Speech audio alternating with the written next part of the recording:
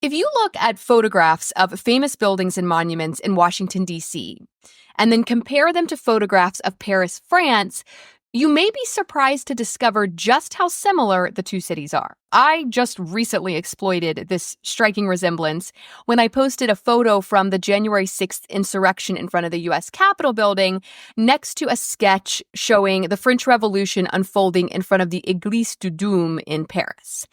Because the two buildings are strikingly similar, and in fact, the former was designed based on the latter, inspired by it.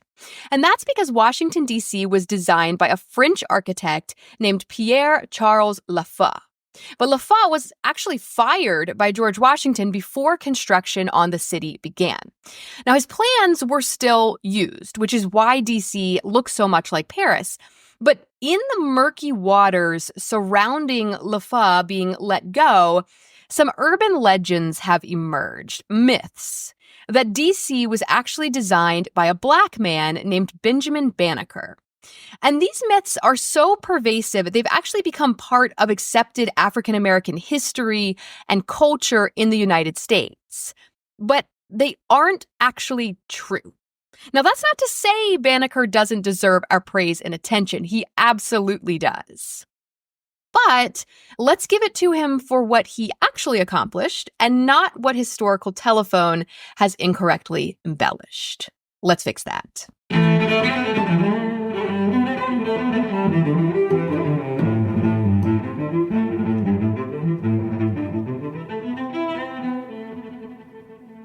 Hello, I'm Shay LaFontaine, and you're listening to History Fix, where I discuss lesser-known true stories from history you won't be able to stop thinking about.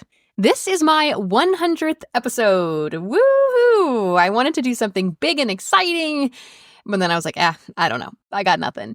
I did reach out to y'all on Instagram, though, to ask you to share the most interesting thing you've learned from History Fix. And so here are some of the things that you shared. And honestly, a lot of them were not what I expected. Quite a few people recalled the Great Pyramid episode 10, where I go into sort of a fringe theory, which I don't often do, about the Great Pyramid possibly being built as a power plant. That is a favorite of many. A lot of you were digging the French Revolution episodes more recently, 90 and 91. One person mentioned the Bone Wars episode, number 67, about dueling dinosaur fossil hunters messing everything up. One person said, quote, that everything is connected to Henry VIII somehow. Right? What is with that guy? How many episodes has he been in? Like, get out of here, Henry. We've had enough of you.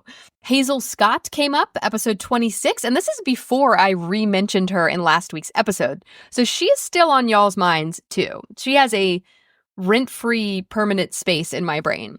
One person mentioned the Aqua Tofana episode, number 71. That one was a huge hit. Y'all love the idea of these wives sticking it to their abusive chauvinist husbands. I get it. People really rallied behind that episode, which I wasn't expecting, but I thought it was pretty cool. My antibiotics episode came up, number 62, where I talk about how a super, super commonly overprescribed antibiotic has left my husband disabled and in chronic pain. Please go listen to that if you haven't yet. It may literally save your life. That's episode number 62. Cannabis and why it was banned in the U.S. That one was super recent, number 98. And then one person said, quote, mostly how racism and xenophobia has shaped our country throughout our entire history, end quote. Yeah, it becomes more and more apparent the more digging I do. And I would add sexism to that too. The patriarchy has been an overarching theme for sure. And not just in our country, but worldwide. So there you go. Ta-da! That was my thing, my 100th episode celebration thing. Instagram is probably the best place, just side note, Instagram is probably the best place to connect with me. It's at History Fix Podcast. If you ever want to shoot me a message, like suggest an episode topic, reach out, come find me there. There is a little link in the show notes, I've been wanting to say this for so long, that says, shoot me a message. And I promise I read those. But unfortunately, there is no way for me to respond to them. So if you've messaged me on there, please know that I got it and I read it. But if you ever want a response back, hit me up on Instagram instead, at History Fix Podcast. Okay, Benjamin Banneker, this guy, super interesting. But honestly, I went into this one expecting to talk about all these really remarkable things he's known for, like designing Washington, D.C., and building the first working clock in the U.S., writing the first almanac in the U.S., discovering the 17-year cycle of the brood X cicada, which is like super niche nerd science-y topic. I already had my hook all planned. I was like, you thought DC was designed by some French guy. Turns out it was designed by a black guy. Let's fix that. But then I actually started researching, and it turns out that's not true either. So let's fix that. Because here's the thing. I'm not trying to take any appreciation or admiration away from Benjamin Banneker. That's not my goal of this episode. He was an incredibly impressive person. The problem is, most of what people think they know about him is wrong, and that actually detracts from his real story, which is just as impressive, more so even, than the made-up stories. I want Benjamin Banneker to be remembered and appreciated for what he actually did. And I think it's an injustice to him to fabricate these myths that hide his true contributions to our country and to the world. Banneker's whole existence was an aberration from the norm at the time. He was born in Baltimore County, Maryland in 1731. So this is colonial America, right? Decades before the Revolutionary War. These are the 13 colonies. You would kind of expect that any Black person living in 1730s colonial America would be enslaved. But Banneker was actually born free. His father, Robert, was a formerly enslaved man who had been able to purchase his own freedom before marrying Banneker's mother, who was also free. And the reason she was free was because, we're pretty sure, her mother was white. Banneker's mother's name was Mary Banneker, and she is believed to have been the child of a white Irish indentured servant named Molly Welsh and an enslaved African man named Banneker. And this is actually a fairly heartwarming story, so I'm going to go into it. Apparently, Molly Welsh purchased Banneker to help her establish a farm just west of Baltimore, Maryland. She bought him and enslaved him to work this land and develop this farm. And it's been suggested that Banneker was part of the Dogon people from Mali in West Africa. And many anthropologists have claimed that the Dogon people had an early understanding of astronomy. That will become important later. So Molly Welsh started out his enslaver, but at some point, she must have fallen in love with Banneker because she frees him and marries him. And I cannot stress to you how unusual this is for 1700s Maryland. A white woman marrying a Black man whom she had formerly enslaved. Molly was an Irish immigrant, and she had come to the colonies as an indentured servant, so she was not high and mighty herself. But still, it's a complete aberration from what is expected of people at the time. Molly and Banneker had a daughter together, Mary Banneker. And both of her parents were free, and this meant that she was born free. She married Robert, who had purchased his freedom, remember, and so when their son Benjamin Banneker was born in 1731, he was also born free. His early life is not well documented. We know that in 1737, he was named at the age of 6 on the deed to his family's 100-acre tobacco farm in the Patapsco Valley in rural Baltimore County. So, you hear Baltimore and you think of like this big city, but this is Baltimore County. This is like the surrounding areas. This was a very rural farming community. So once again, a complete aberration that a formerly enslaved Black man would own a 100-acre farm in 1737. According to the White House Historical Association, quote, as African-American homesteaders, the family experienced not just freedom, but also a quintessentially American vision of independence and economic self-determination that was rarely possible for non-whites. Still, the color of their skin alienated them from the community of nearby farmers.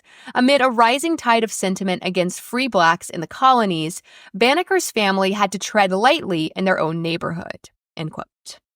We know that Banneker was educated.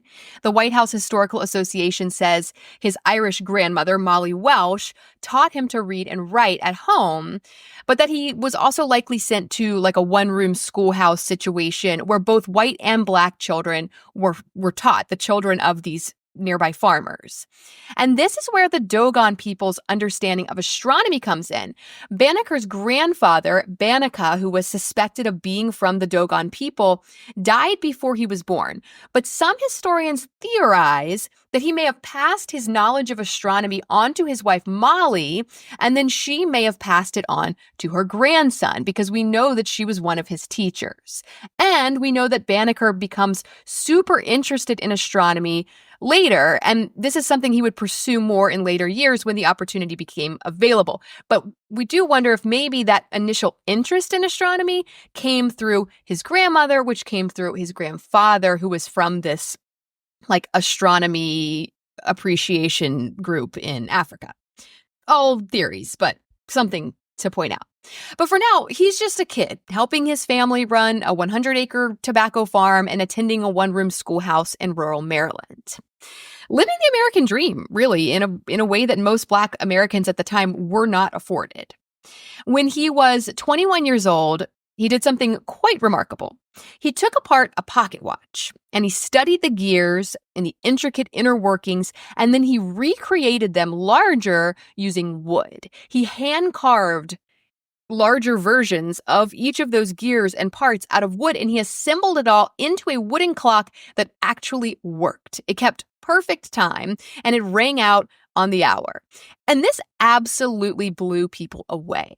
There would not have been many clocks at all in rural Baltimore County at the time. And so most people who came to see Banneker's clock, because they traveled to see it. It was like an attraction. Most of these people had probably never even seen a clock before. And we're talking about a Black farm boy in the 1750s at this point. This is not someone that you would expect to be able to hand carve a working clock, something most of his neighbors had never even seen. It's incredibly impressive. I couldn't do that. Could you do that? Banneker did it. But here's where one of the myths, the embellishments, comes into play that starts to transform him more into a fictional folk hero like Paul Bunyan than an actual real-life man who did actual real-life incredible things. The myth version of the story is that Benjamin Banneker created the first clock in the American colonies, that there were no other clocks at the time and no one else was making them. False. There were several clockmakers in the Americas before Banneker. Not many, but several. These clockmakers had come to the colonies from England and Holland back in the 1600s.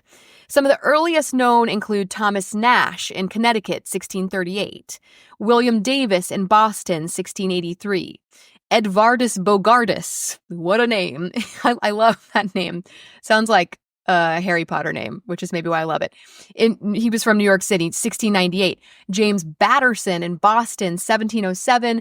And Benjamin Chandley in 1712, who lived only 19 miles away from Banneker's future home. Historian Silvio Bedini, who wrote the biography about Banneker in the 1970s, found evidence that at least 4 clockmakers were working in Annapolis, Maryland, about 25 miles from Banneker, prior to the 1750s, which is when he made his clock. So just based on all of that circumstantial evidence, he did not make the first clock in America, at all. That myth came, of course, through the game of historical telephone.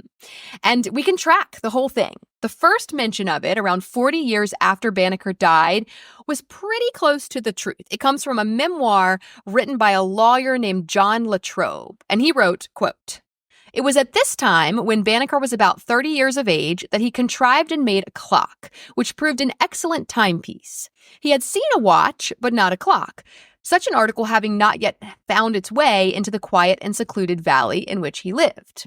The watch was therefore his model." End quote. Okay, not yet having found its way into the valley where he lived. Okay, that's probably true. That's not all of America. That's the valley where he lived. But then, 20 years later in 1863, we have this published in the Atlantic Monthly magazine, quote, "Perhaps the first wonder amongst his comparatively illiterate neighbors was excited when, about the 30th year of his age, Benjamin made a clock. It is probable that this was the first clock of which every portion was made in America. It is certain that it was as purely as his own invention as if none had ever been made before. He had seen a watch, but never a clock, such an article not being within 50 miles of him. The watch was his model, end quote. Okay, first clock of which every portion was made in America. Maybe. Still not the first clock in America. But then 2 years later, 1865, American abolitionist Lydia Maria Child published a book that was intended to teach recently freed African Americans to read, right? This is right after the Civil War. So this is a noble thing that she's doing. She's creating this textbook to teach them to read, and she's included information in it to inspire them. That's great, but only if the information is true.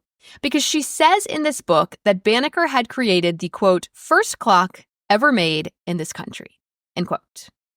And then that false fact is reported over and over again over the next century and a half in all kinds of books and publications, to the point where in 1980, when the U.S. Postal Service issued a stamp to commemorate Banneker, their description read, quote, in 1753, he built the first watch made in America, a wooden pocket watch, end quote.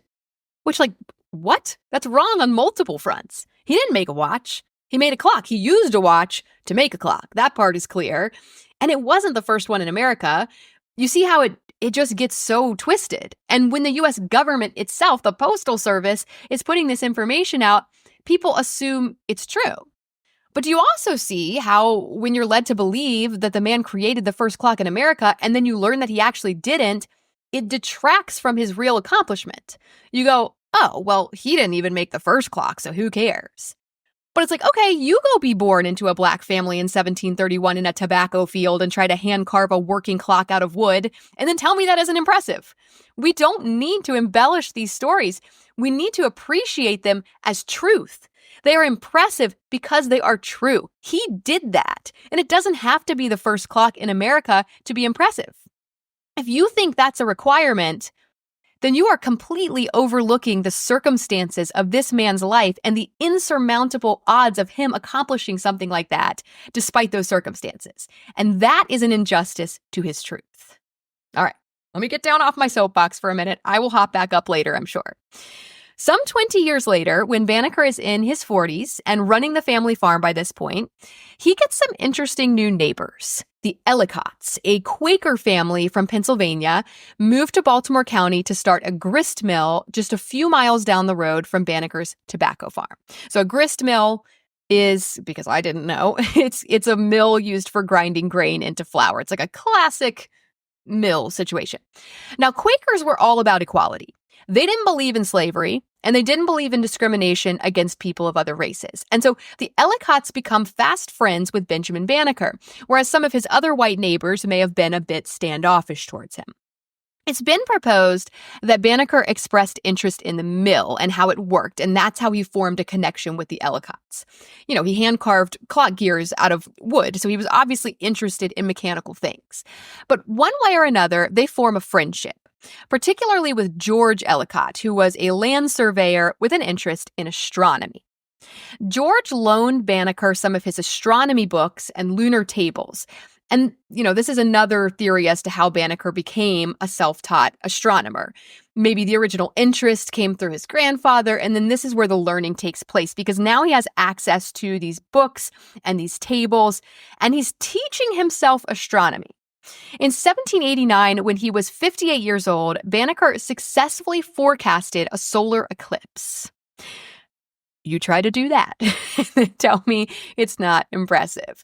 But this interest and skill in astronomy, it would serve him in other ways as well. More on that after a quick word from this week's sponsor, Ringtree Virtual Business Phones. Let's talk about your business phone setup. If you're like most small business owners, you're probably using your personal cell for everything. But your business deserves its own number. That's where Ringtree comes in. They make it super easy to get a pro business phone system. We're talking custom greetings, call routing, AI virtual receptionist, without any complicated hardware or setup. Just sign up, pick your number, and you're good to go. Plus, Ringtree is giving History Fix listeners 25% off their first month when you use code HistoryFix at ringtree.io. That's ringtree.io, promo code HistoryFix. Okay, Now back to the show. In 1790, the fledgling U.S. government under first President George Washington made plans to establish a capital city along the Potomac River on the borders of Virginia and Maryland. Because the original capital was in Philadelphia, but that was it's part of Pennsylvania. It's a whole thing already. They needed a separate district, right, that was reserved just for the federal government, a federal city. And so they get this land. Virginia gives a little bit, Maryland gives a little bit, and this is the site of the future Washington, D.C.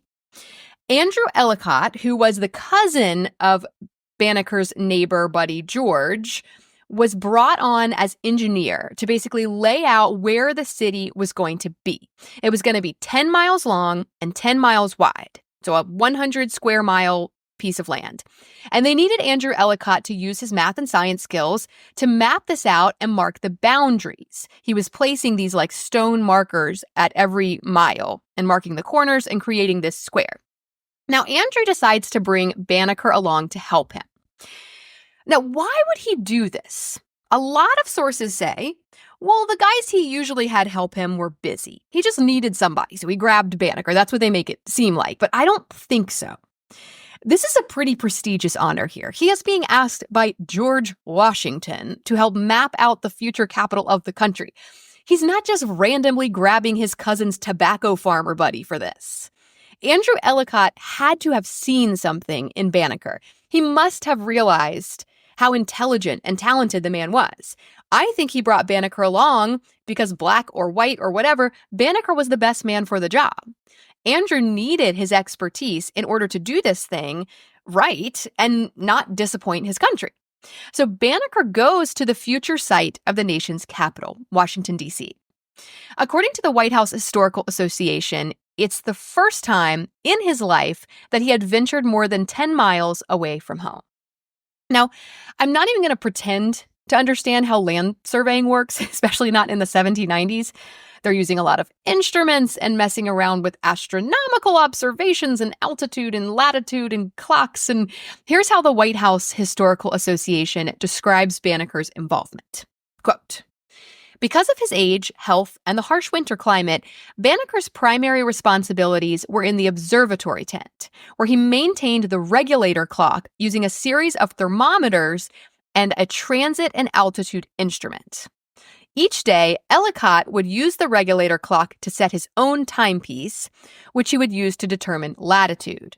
At night, Banneker would record astronomical observations.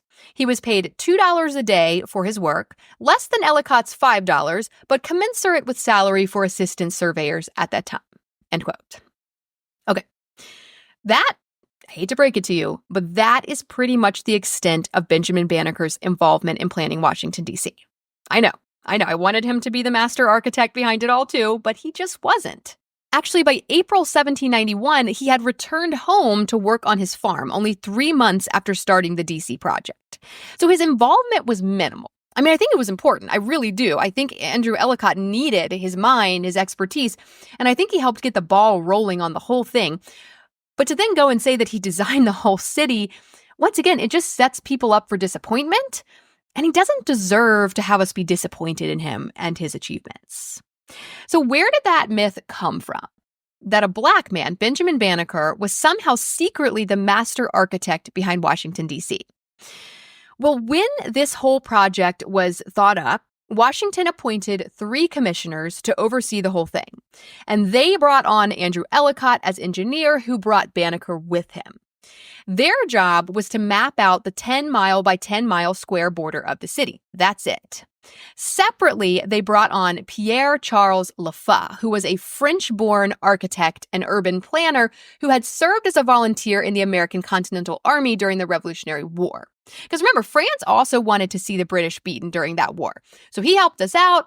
We let him design our capital city. But Lafay clashed horribly with the 3 commissioners in charge of the project. For whatever reason, they just did not get along, and it got so bad that George Washington actually dismissed him, fired him before the project was completed. And I think that bit of drama, Lafay leaving in the middle of the project, leaves the door open the tiniest bit cracked to allow our imaginations to run wild with, well, then who did design the city? Was it the black guy no one would ever expect? Wouldn't that be awesome? Yes, it would be awesome if it were true, but it's not. But that didn't stop multiple false accounts coming out over the decades that followed. Some of the accounts say that Lafayette actually died while working on the plans and Banneker took over for him. Not true. Lafayette lived for several more decades after this, we know. Some of the accounts say that when Lafayette was fired, Banneker revealed to the president that he had, just like for fun, transcribed all of Lafayette's field notes and was able to reproduce the plans for the city that they then used. Another account says that when Lafayette was fired, Banneker went home to his farm and over a period of 3 days was able to reproduce the plans from memory that they then used for the city in some kind of like a beautiful mind style show of inhuman mental fortitude. But in reality, Banneker likely never even met Lafayette or George Washington or ever even saw those plans. When Banneker returned home in April of 1791 to tend to his farm, leaving the D.C. project for good, Lafayette was still working on the plans for the city and hadn't even been fired from the job yet. He presented those plans to Washington in June and August of 1791, 2 and then again 4 months after Banneker had returned home.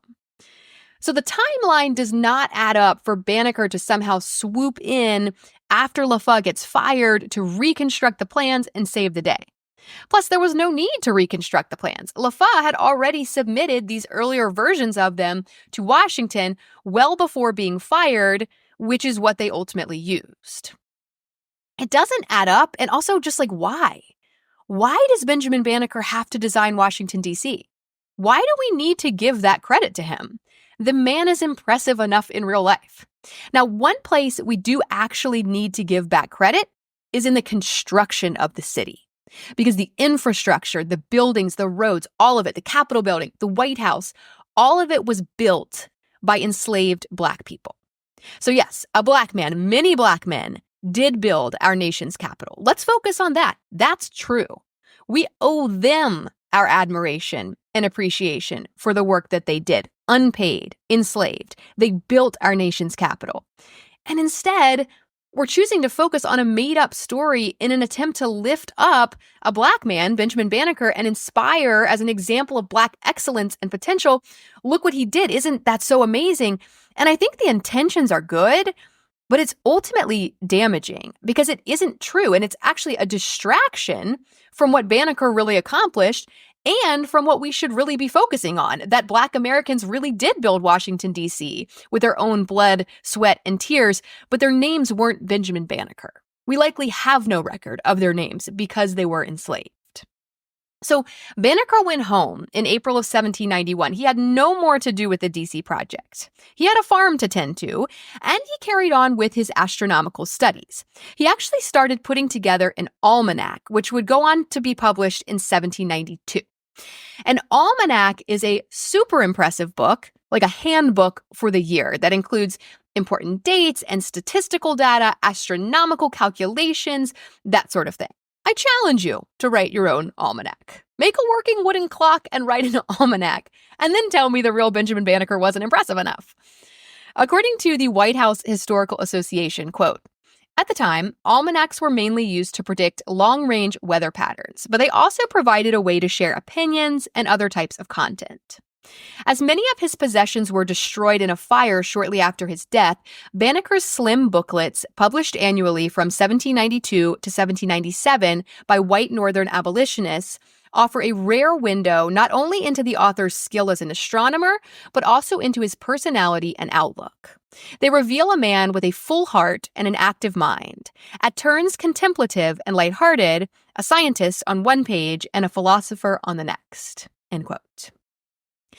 In 1791, in order to get his first almanac published, he needed someone to proofread it, right? Check it and make sure everything was correct. This is the type of book you want to have right, because people are like relying on the information in this book to plant their crops and stuff. But not just anyone could do that, because not just anyone understood the calculations, the math, and the science that went into writing an almanac. So that job fell to an abolitionist, scientist, and fellow surveyor named David Rittenhouse. Rittenhouse ultimately approved the almanac, calling it, quote, a very extraordinary performance, considering the color of the author, end quote. Now, this was him giving his stamp of approval for the almanac for it to be published, but Banneker was not stoked. He was frustrated by this response, writing, quote, I am annoyed to find that the subject of my race is so much stressed. The work is either correct or it is not. In this case, I believe it to be perfect, end quote. Because Rittenhouse was basically saying, like, I mean, it's good for a black guy, right? And Banneker is being like, it's good for any guy. Why does it matter that I'm black? But this comes up again and again in almost every contemporary mention of Banneker and his work. There is some mention of his race. They have to mention it. In the intro of the almanac, a Maryland statesman named James McHenry wrote, quote, I consider this Negro as fresh proof that the powers of the mind are disconnected with the color of the skin, end quote. Which, like, great. Glad you finally figured that out, but it's once again saying, it's good for a black guy. In that same introduction, the editors wrote that they, quote, feel themselves gratified in the opportunity of presenting to the public, through the medium of their press, what must be considered as an extraordinary effort of genius, a complete and accurate ephemeris for the year 1792, calculated by a sable descendant of Africa, end quote. They cannot not mention his race. And this bugs Banneker. He wants to be appreciated as a human being, period. Not just as a black man. It's perhaps this very frustration that causes him to write a letter to Thomas Jefferson in August of 1791. As he's going about trying to get his almanac published and getting all of this, it's good for a black guy feedback. This is my favorite part of the whole story. Because if you listen to past episodes, I've hinted at my personal thoughts on Thomas Jefferson. I have a few choice words I would say to him if I could somehow meet him face to face. So, okay, Thomas Jefferson, he had helped to write the Declaration of Independence, right? He was currently serving as U.S. Secretary of State. He would not become president for another 10 years. Jefferson also, remember, enslaved around 600 people throughout his lifetime. And yet, at various different points, expressed thoughts that slavery was this evil, vile institution that he despised. Okay. He had also written a book back in 1785 called Notes on the State of Virginia that implied that black people were intellectually inferior to white people. And so Banneker, frustrated that his race keeps being brought up alongside any mention of his intelligence, like a disclaimer, he sits down and he writes a letter to Thomas Jefferson that reads, quote, Sir, how pitiable it is to reflect that although you were so fully convinced of the benevolence of the Father of mankind and of his equal and impartial distribution of those rights and privileges which he had conferred upon them, that you should at the same time counteract his mercies, in detaining by fraud and violence so numerous a part of my brethren under groaning captivity and cruel oppression, that you should at the same time be found guilty of that most criminal act which you professedly detested in others, with respect to yourselves, end quote. Mic drop. I know the language is kind of hard to understand, but what Banneker is doing here, he's sticking it to Thomas Jefferson. He's calling him out as a hypocrite, which is like what I wish every single other body had done, but they didn't have the balls that Banneker had, for lack of a better word. He's saying, how can you say that slavery is evil and vile? How can you say that all men were created equal, and yet you yourself enslave people, detaining by fraud and violence so numerous a part of my brethren under groaning captivity and cruel oppression? I love my brethren. It's like the 1790s version of brother. And so he sends Jefferson this letter along with a handwritten copy of the almanac, which is slated for publication but has not yet been printed. So he writes him a handwritten copy just for him, and he sends it to him. And he's like, basically to say, don't you dare suggest that black people aren't as smart as white people. Let me see you write something like this. Look at this. Look what I did. And so Jefferson gets all of this and he mulls it over, I assume, and he writes a letter back dated August 30th, 1791. According to Wikipedia, quote, his reply, which writers have characterized as courteous, polite, ambivalent, ambiguous, evasive, tepid, and non-committal, stated, quote, Sir, I thank you sincerely for your letter and for the almanac it contained. Nobody wishes more than I do to see such proofs as you exhibit that nature has given to our Black brethren talents equal to those of the other colors of men, and that the appearance of a want of them is owing merely to the degraded condition of their existence both in Africa and America. I can add with truth that nobody wishes more ardently to see a good system commence for raising the condition both of their body and mind to what it ought to be, as fast as the imbecility of their present existence and other circumstances which cannot be neglected will admit. I have taken the liberty of sending your almanac to Monsieur de Condorcet, Secretary of the Academy of Sciences in Paris and member of the Philanthropic Society, because I considered it as a document to which your whole color had a right for their justification against the doubts which have been entertained of them." End quote. Might I add that it was Thomas Jefferson himself who cast those, quote, doubts which have been entertained of them in his 1785 book. So he sends the almanac to this French mathematician guy, and he writes him a letter that reads, quote, "I am happy to be able to inform you that we have now in the United States a Negro, the son of a Black man born in Africa, and of a Black woman born in the United States, who is a very respectable mathematician. I procured him to be employed under one of our chief directors in laying out the new federal city on the Potomac." Side note, false. Jefferson had nothing to do with Banneker joining Ellicott to help survey the land for D.C. And in the intervals of his leisure, while on that work, he made an almanac for the next year, which he sent me in his own handwriting and which I enclose to you. I have seen very elegant solutions of geometrical problems by him. Add to this that he is a very worthy and respectable member of society. He is a free man. I shall be delighted to see that these instances of moral eminence so multiplied as to prove that the want of talents observed in them is merely the effect of their degraded condition, and not proceeding from any difference in the structure of the parts on which intellect depends." End quote. But then, in 1809, 3 years after Banneker's death, Jefferson wrote another letter to a political friend of his, and it said, quote, "The whole do not amount in point of evidence to what we know ourselves of Banneker.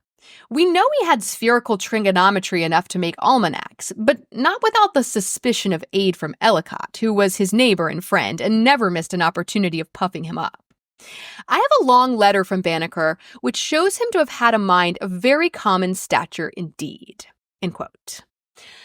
Basically implying, with zero evidence, that George Ellicott, a white man, must have helped Banneker write the almanac, and totally pushing his white people are smarter than Black people BS all over again after writing that letter to the French guy saying this is proof that Black people are not less intelligent than white people and it's just a matter of their condition and their situation. This guy sucked. He really sucked. Like, what a jerk. And what a hypocrite. I have so much dislike for Thomas Jefferson. I appreciate what he did for our country, but that guy sucked. Banneker wrote almanacs like this every year between 1792 and 1797, which is in and of itself incredibly impressive. But that was, unfortunately, also embellished. Lydia Marie Child's 1865 book, remember the one she wrote to teach recently freed Black people how to read, that said that the clock he made was the first one made in America. Well, it also said that his 1792 almanac was the first one, quote, constructed in America. Which, okay, I get it. She's trying to inspire Black people. She's teaching them to read, and she's trying to inspire them and build their confidence and help them see their worth as they come out of this period of slavery and enter into America as American citizens. She wants to inspire them and build them up. And I genuinely think the child's intentions were good. But ultimately, she's publishing false information as fact. And it then goes on to feed the telephone game until everyone thinks that Banneker's almanac really was the first one, despite tons of evidence to the contrary, like actual published books to the contrary, starting with William Pierce's 1639 almanac from almost 100 years before Banneker was even born. Why does Banneker have to be the first? As I've said over and over again already in this episode, he's already impressive enough. Banneker died in October of 1806 at his farm in Baltimore County, and even his obituary writer could not help but mention his race in regards to his intelligence, concluding, quote, Mr. Banneker is a prominent instance to prove that a descendant of Africa is susceptible of as great mental improvement and deep knowledge into the mysteries of nature as that of any other nation, end quote. Guys, it's like by saying that over and over again, all you're doing is admitting that you did, in fact, kind of believe that white people were smarter than other races. Otherwise, why even say it? Why even point it out? He's an intelligent human being, period. And we know this bugged Banneker, so I hate that it made its way into the man's obituary. A few days after his death, during his funeral actually, his house caught on fire and burnt to the ground. And this destroyed most of his writings and possessions, including his wooden clock, which was still keeping time in the corner of his log cabin. So we lost a lot of truths that we could have known about Banneker that day. And all that we really truly know about him comes from some letters that he wrote, his almanacs, and a single journal which survived the fire. That journal contained some writing that morphed its way into another Banneker myth. In 1800, he recorded an observation in that journal about cicadas, which are a type of locust, but they don't actually mess up crops or anything. They're like a harmless locust-related bug. And if you've ever been to the American South in the summertime, you know what a cicada is because they are incredibly loud. But it's a bug, and I mean, it's kind of a crazy bug because they spend like years and years buried underground, and then they come out and they leave their little exoskeletons all over the place. They're a crazy bug. I'm realizing I think I'm desensitized because we get so many of them where I live. Like whole trees in my yard will be covered in these little cicada shells. But if you're not familiar with them, they probably seem truly bizarre. Anyway, Banneker had recorded an observation in his journal that cicadas had appeared in 1749, 1766, and 1783, which are all 17 years apart. And so he theorized that they would return that year, 1800, because it had been another 17 years. And I love him for noticing this. It says a lot about his brain. Not many people are noting the years cicadas appear throughout their entire lifetime. Like he had to have been like jotting this down since he was like a young man. And since then, sources have claimed, including the Washington Post in a 2004 article, that Banneker was the first to document this 17-year cycle of cicadas. But that is, once again, false. And it doesn't even take much digging to disprove it. Over 50 years before, in 1749, a Finnish naturalist named Per Kalm, who was visiting Pennsylvania and New Jersey, witnessed the emergence of that first group of cicadas that Banneker noted, the 1749 group.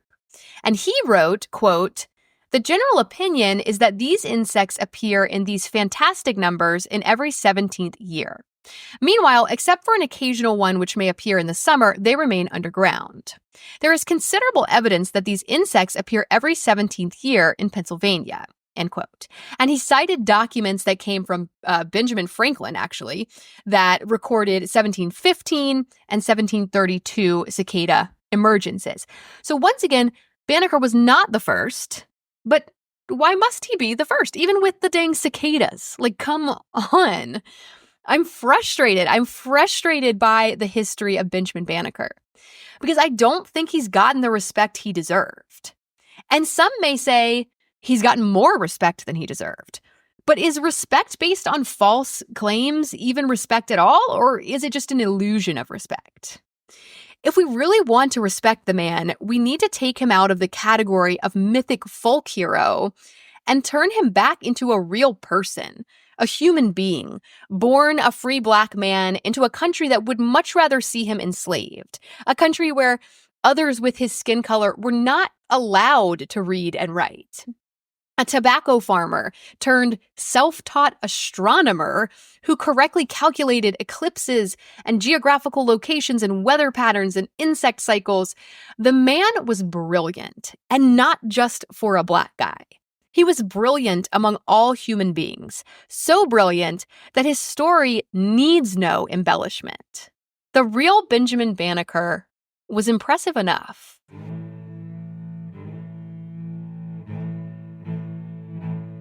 Thank you all so very much for listening to History Fix. I hope you found this story interesting, and maybe you even learned something new. Be sure to follow my Instagram at HistoryFixPodcast to see some images that go along with this episode and to stay on top of new episodes as they drop. I'd also really appreciate it if you would rate and follow History Fix on whatever app you're using to listen, and help me spread the word by telling a few friends about it. That'll make it much easier to get your next fix. Information used in this episode was sourced from the White House Historical Association, Wikipedia, the Washington Post, and Encyclopedia Britannica. As always, links to these sources can be found in the show notes.